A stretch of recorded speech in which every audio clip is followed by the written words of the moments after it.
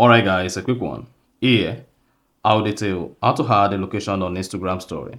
So if you want to send an Instagram story or you want to post an Instagram story, now you want to add a particular location where the Instagram story was taken, then here's a video for you. So if at the end of this you found this offer informative, please don't forget to like and then subscribe. Now to add a location on Instagram story, all you need to do is go ahead and open the Instagram application.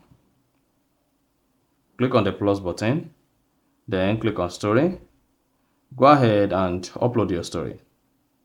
Once you selected your story just like this, click on the sticker icon. Then you should see location. So go ahead and click on location, and if location is not coming up, click on the search box and search for location. Then you should see location under stickers. Go ahead and click on that. Then you'll be prompted to search for location or allow Instagram to get your location automatically. So you can just come here and search for the location you want to add. And here I'm going to add Unilag. Then you should see Unilag from the suggestions. Go ahead and select the exact location you want to add to the Instagram story. Then you can just tap for more, then to edit or to delete the location. Now go ahead and click on your story.